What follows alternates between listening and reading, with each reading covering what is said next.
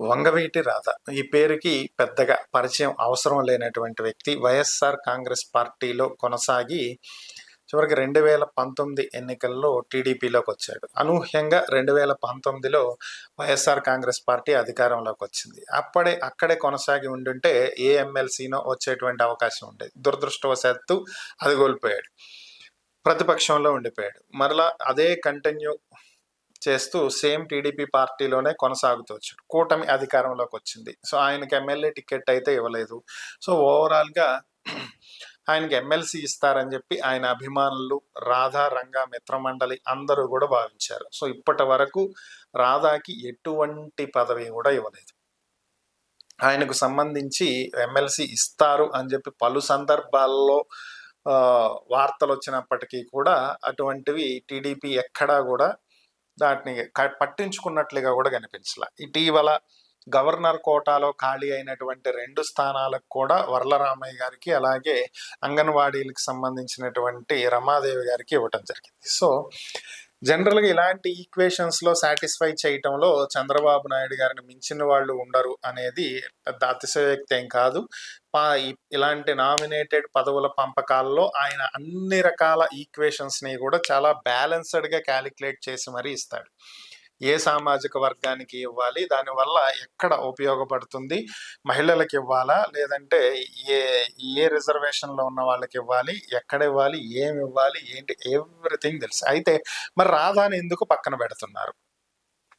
కొంతమంది చెప్పేటువంటి వర్షన్ ఏంటంటే కొడాలి నానితోటి, వల్లభనేని వంశీతోటి రాధాకి ఉన్నటువంటి ఒక స్నేహపూర్వకమైనటువంటి సంబంధం. సో ఇదే కారణం. సో ఈ కారణం చేతే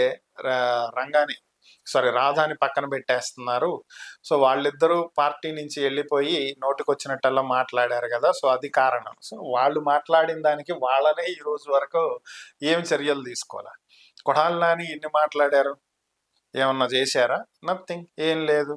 వంశీ ఎన్ని మాట్లాడినారు, ఎన్ని చేశారు, ఏమన్నా చేశారా? నథింగ్, ఏమీ లేదు. సో వాళ్ళనే ఏమీ చేయనప్పుడు రాధాని తీసుకొచ్చి ఏమన్నా చేస్తారా? ఆయనకి పదవి ఇవ్వకపోవటానికి అది కారణం అవుతుందా? సొంత పార్టీలో కొనసాగుతూ పార్టీనే నమ్ముకుని ఉన్నప్పుడు మరి ఆయన ఎందుకు చేస్తారు? అది ఏమీ కాదు. రీజన్ ఏంటి అనేటువంటి అంశాల్లోకి వెళ్తే ఇక్కడ మెయిన్గా చంద్రబాబు నాయుడు గారు ఎప్పుడూ కూడా ఇద్దరు లీడర్లని ప్యారలర్గా ఎదగనివ్వరు. ఇది ఆయన రాజకీయ పరమైనటువంటి ఒక నిర్ణయాలు, వ్యూహం అని చెప్పుకోవచ్చు. చాణక్యుడిగా ఆయన్ని చాలా మంది ప్రొజెక్ట్ చేస్తూ ఉంటారు, రాజకీయ చాణక్యుడు అని చెప్పి. సో ఓవరాల్గా అంత పెద్ద విషయాలు నాకు తెలియదు అనుకోండి. సో అంత గొప్ప వాళ్ళతో నేను పోల్చలేను, ఎందుకంటే నాకు పూర్తిగా తెలియదు కాబట్టి. సో ఇక్కడ విషయం ఏంటి అంటే ఏ ఇద్దరు వ్యక్తుల్ని ప్యారలర్గా ఎందుకు ఎదగనివ్వరు అంటే ఇక్కడ ఒక విషయాన్ని గుర్తుంచుకోవాలి. కాపు సామాజిక వర్గానికి చెందినటువంటి గొప్ప నాయకుడు ఎవరు అంటే వంగవీటి మోహన్ రంగా గారు. ఆయన తర్వాత మరలా అదే స్థాయిలో కాపుల్ని భుజానేసుకుని తీసుకొచ్చినటువంటి ముఖ్యమైనటువంటి వ్యక్తుల పేర్లు మనం గనక మాట్లాడుకోవాల్సి వస్తే దాసరి నారాయణరావు గారు, హర్రామ జోగయ్య గారు, ముద్రగడ పద్మనాభం గారు. సో ఇందులో ఇద్దరు వ్యక్తులు ఈరోజు మన మధ్య లేరు, దాసరి నారాయణరావు గారు, అలాగే ముద్రగడ పద్మనాభం గారు.